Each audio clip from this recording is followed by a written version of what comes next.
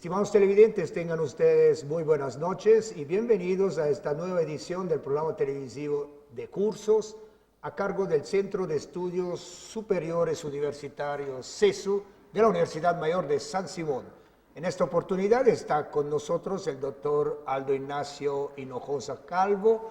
Él es doctor en Ingeniería Química en la Escuela Politécnica de la Universidad de San Pablo del Brasil y también tiene un curso de postdoctorado realizado en la misma Escuela Politécnica de la misma universidad.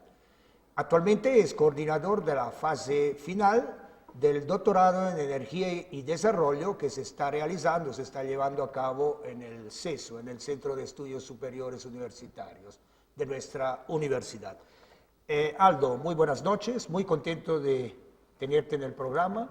Gracias por estar y bienvenido. No, buenas noches, Silvano, agradecerte a ti y bueno, al canal universitario por darnos este espacio para poder conversar de temas que sean de interés para la población en general. Esta noche con el doctor Aldo Hinojosa vamos a conversar alrededor de la temática de los hidrocarburos en Bolivia. Un tema del que se habla mucho, pero a menudo se sabe poco. Así que, primero que nada, ¿cuál es el estado de situación de combustibles líquido y gas natural en Bolivia desde el punto de vista de la demanda y la oferta? Ok, Silvano. Bueno, a comentar a toda la población de que prácticamente el tema de hidrocarburos es un tema de interés fundamental porque sabemos prácticamente que muchos de los recursos que se captan actualmente por el tema de impuestos directos a los hidrocarburos, producción, etcétera, son debido a la producción de petróleo y gas natural. Bolivia como tal es un país netamente gasífero, no es un país petrolífero. Entonces, por ese motivo, prácticamente la producción de líquidos está asociada a la producción de gas natural. Incluso los tipos de reservorios que tenemos actualmente en Bolivia, se habla de gas asociado, es decir, el líquido, o lo que llamamos teóricamente petróleo en Bolivia, son líquidos que se condensan una vez llegan a la superficie con la producción del gas natural. Por tanto, existe una relación directa entre la producción de gas natural y la producción de líquidos o petróleo, que es lo que llamamos en Bolivia. Esa relación, si nosotros revisamos las estadísticas, por ejemplo, de la Agencia Nacional de Hidrocarburos, vamos a ver que la tendencia es similar, es decir, si tú produces menos gas ese periodo, por ejemplo, ese mes, también va a haber una menor producción de gas y de líquidos. Está directamente proporcional, veámoslo así.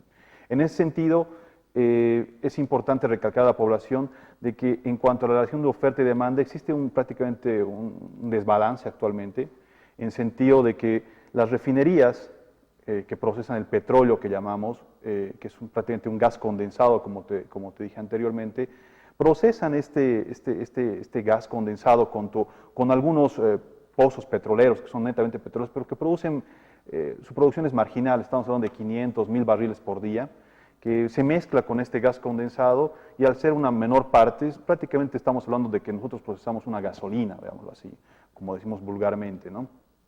Al ser un petróleo totalmente volátil, se procesa en las refinerías y la cantidad de líquidos no es suficiente actualmente para suplir, veámoslo así, la materia prima que tienen de capacidad las refinerías. Entonces, en cuanto a producción, veámoslo así, de gas natural, se ve una declinación actualmente. Es decir, estamos en una declinación, se está produciendo cada vez menos gas natural y al mismo tiempo también se está produciendo menos líquidos que vienen asociados. Por tanto, las refinerías actualmente están trabajando a baja capacidad, es decir, no están trabajando a capacidad plena, lo que lleva obviamente a que no se pueda cumplir los requerimientos de demanda que tiene el país en cuanto a combustibles líquidos, pero sí en cuanto a gas natural, ya que en cuanto a gas natural, por ejemplo, hemos escuchado mucho, por ejemplo, de los contratos con Petrobras, de venta de gas natural, tanto a Brasil como con Argentina, que son los megacontratos, digámoslo así. En Petrobras prácticamente están comprando menos del volumen máximo establecido en el contrato, por tanto, al comprarnos menos, da para satisfacer las necesidades, por ejemplo, del mercado interno, industrial, pero realmente no estamos explotando todo el potencial que podríamos vender, ya que existe un contrato aún vigente con esa adenda que se hizo recientemente. Es decir, que estamos captando menos recursos. ¿Por qué? Porque no podemos producir la cantidad máxima, que es lo que nos permitiría vender más gas a Brasil. Argentina prácticamente se está cumpliendo con los volúmenes requeridos, ¿no?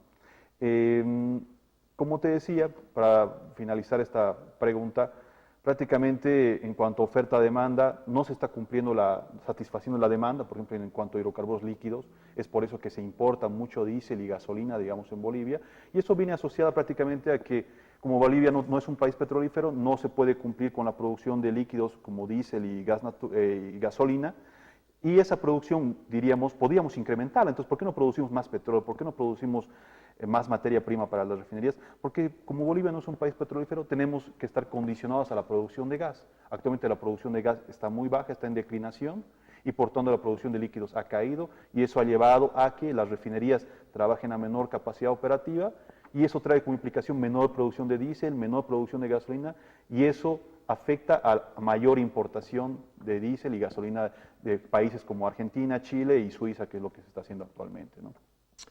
Perfecto. Ya has adelantado un poco sobre el tema, pero ¿cómo se producen combustibles en Bolivia?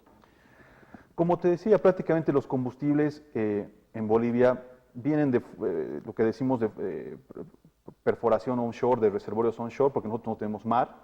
Es decir, muchos países, por ejemplo, actualmente como Brasil, por ejemplo, están explotando, por ejemplo, mucho de la producción actual o los reservorios que tienen son offshore, es decir, en ultramar. Entonces, eso les da capacidad, digamos así, adicional de encontrar mayores reservas y producir más petróleo y gas natural. Nosotros en ese contexto, al ser un país, veamos así, mediterráneo, que no tenemos salida al mar, estamos limitados a explorar, veámoslo así, el petróleo y gas natural dentro de nuestro territorio. Sin embargo, toda la exploración y explotación que se tiene actualmente de hidrocarburos está más relacionada al área, por ejemplo, de áreas tradicionales que llamamos. Áreas tradicionales que, por ejemplo, están por el lado, si lo vemos en departamentos, están por el lado de Chuquisaca, Tarija. Sin embargo, las áreas no tradicionales, por ejemplo, que estamos hablando, Madre de Dios, Porvenir, Norte de La Paz, etcétera, se han hecho intentos, por ejemplo, de descubrir nuevos reservorios de petróleo y gas natural, pero lamentablemente han sido fallidos. Como sabemos, el explotar hidrocarburos, ya sea petróleo o gas natural, implica un riesgo y es una inversión de capital muy alta. Entonces, el Estado, como tal, podría invertir, podría tener ese colchón, veámoslo así, para invertir, sin embargo, descuidaría otros factores u otras inversiones que podría hacer como infraestructura, educación, servicios básicos, que es lo que realmente un gobierno tiene que enfocarse. Es decir, generalmente si vemos cómo en otros países se lleva el tema de exploración, generalmente se buscan a las empresas multinacionales, no con el objetivo de tildarlas de que se está privatizando, se está dependiendo mucho de las empresas multinacionales, sino porque ellos tienen ese capital de inversión que muchos de los países pueden tener, pero descuidarían otras áreas que son de prioridad para un país, ¿no? En cuanto a la producción, actualmente, como te decía, son reservorios, áreas tradicionales, se perforan los pozos, se llegan a las formaciones, digamos así, que contienen los hidrocarburos, petróleo y gas natural. Sin embargo, como te decía, son contados, digamos así, muy pocos los pozos que son netamente petrolíferos y con producciones sumamente marginales, digamos, de 500, 1000 barriles por día, en la mayoría. Somos un país netamente gasífero y prácticamente, como te decía, la producción de líquidos o el petróleo que llamamos en Bolivia prácticamente viene asociada como ese gas condensado que se produce al llegar a condiciones de temperatura y presión de superficie.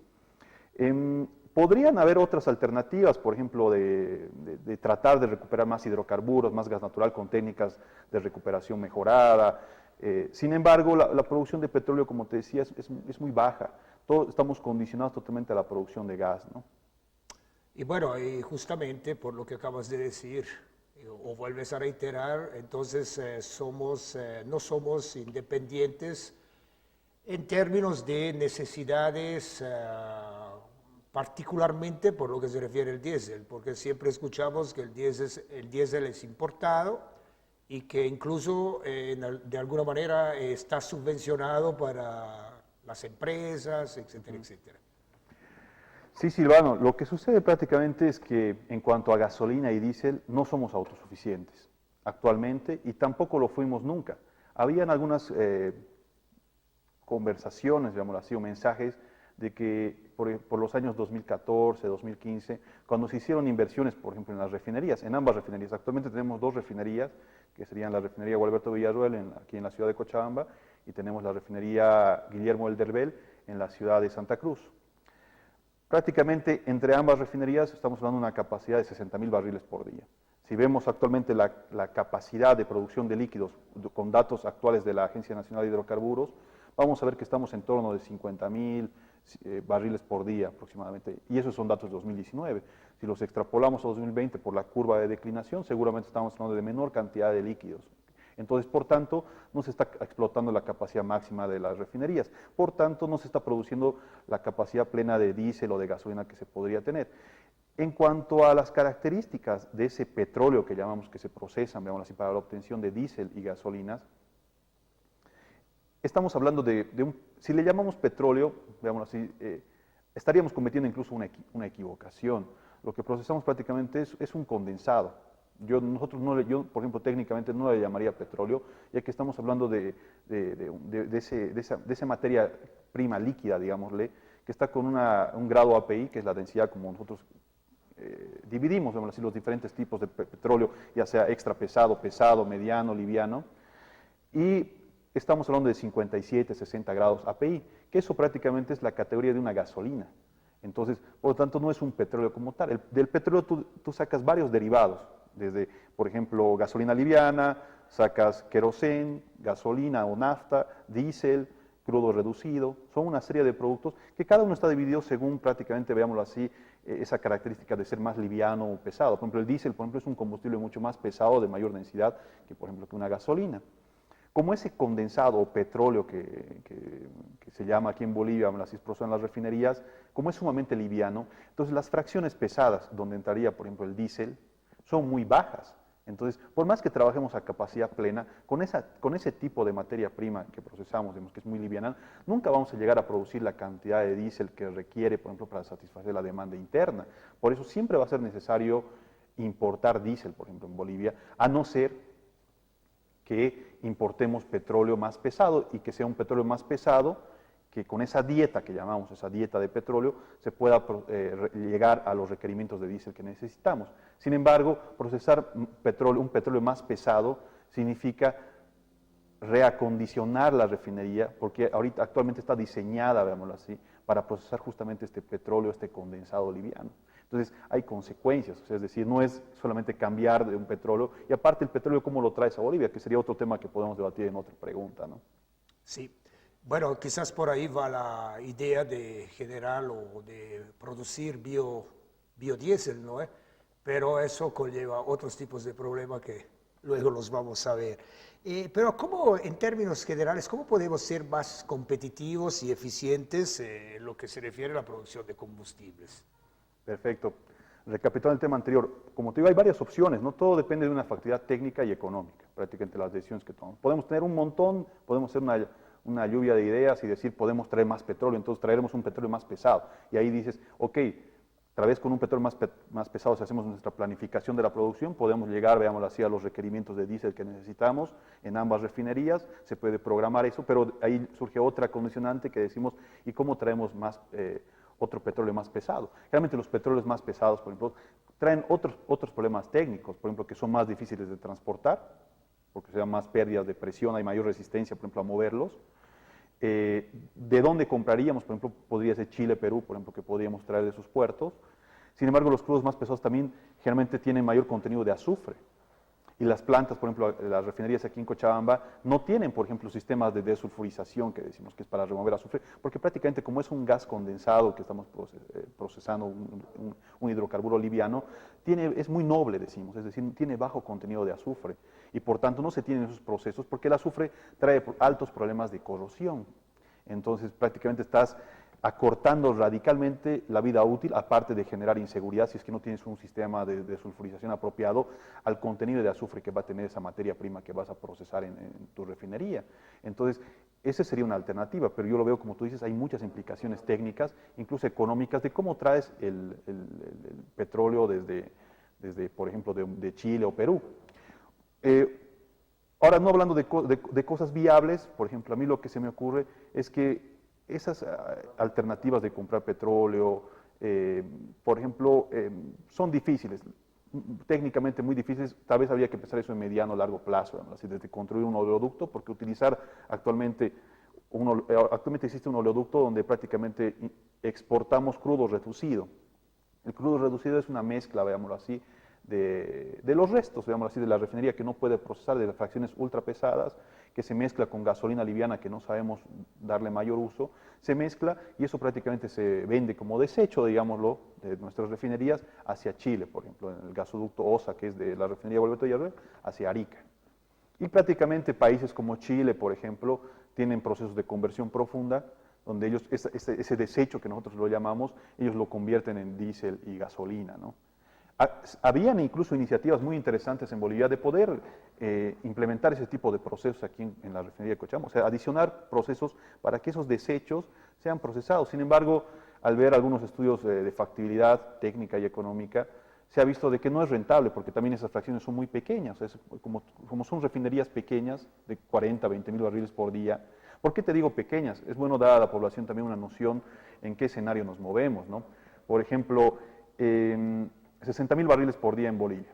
Estás hablando, por ejemplo, de países como Colombia, donde producen aproximadamente 320.000 barriles por día. 320.000, 350.000 barriles por día.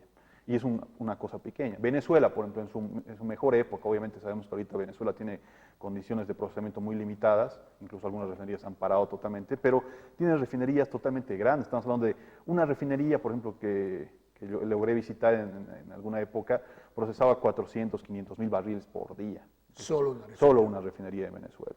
Luego, por ejemplo, en Brasil, que tiene aproximadamente 9, 10 refinerías, no revisé la cifra exacta, que está prácticamente esparcidas las refinerías en todo el país de Brasil, tanto en la zona norte, centro y sur de Brasil.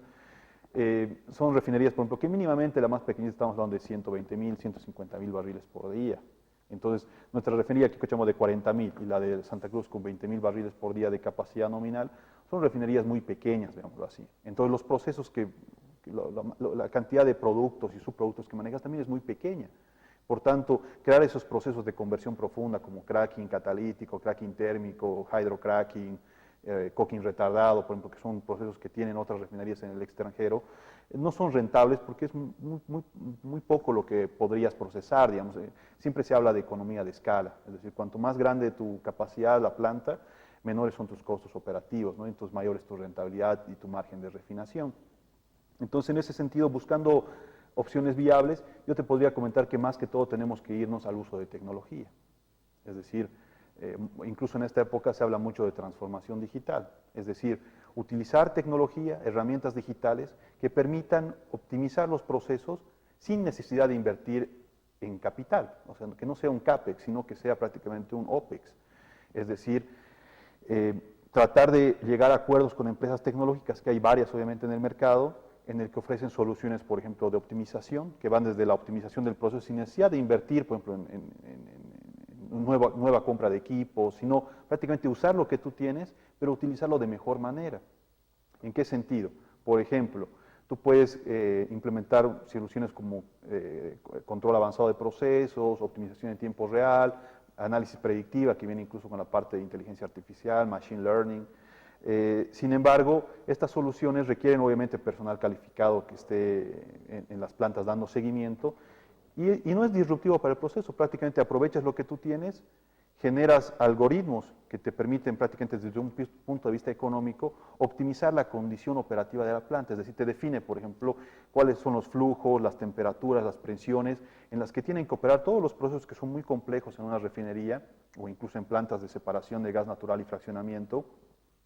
Y estas soluciones que están basadas en software, veámoslo así, te dicen prácticamente cuál es el punto operativo óptimo desde el punto de vista económico, para minimizar, por ejemplo, consumo de vapor, electricidad, etcétera, que es prácticamente que son las utilidades que tienes en las refinerías, y al mismo tiempo maximizar, por ejemplo, producción de algunos cortes o de algunos productos líquidos, como por ejemplo diésel, etcétera, ¿no? Entonces, yo pienso que actualmente, a corto plazo, lo que se puede hacer en Bolivia es tratar de implementar este tipo de soluciones que no implican una inversión elevada, por ejemplo, como construir una nueva refinería, construir un oleoducto para traer petróleo de otro país, o desde el hecho de, no sé, de utilizar, por ejemplo, una planta de biodiesel, por ejemplo, también es una inversión alta.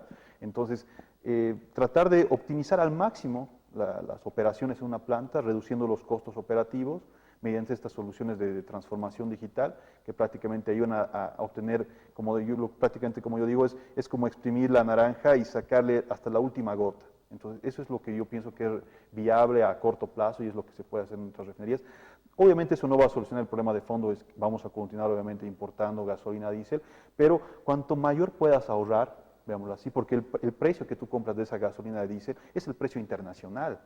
Y aquí tú todavía ese precio internacional estás subsidiando para la venta a la población en general. Entonces, cuanto tú más puedas sacarle el jugo a las refinerías con esas herramientas, o sea, producir más con menos, como decimos, y recuperar la mayor cantidad de litros de diésel o de gasolina, significa un ahorro significativo para el Estado por el tema de que compramos a precios internacionales esos hidrocarburos líquidos, ¿no?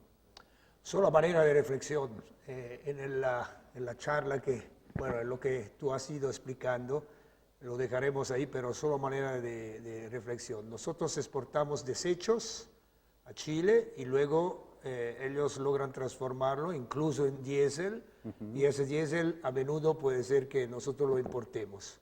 Y obviamente hay un desbalance también en cuestiones de precio, ¿verdad? Claro. Bueno, en la producción de combustibles, digamos en Bolivia, ¿hasta qué punto somos amigables con el medio ambiente y cómo podríamos mejorar esta situación?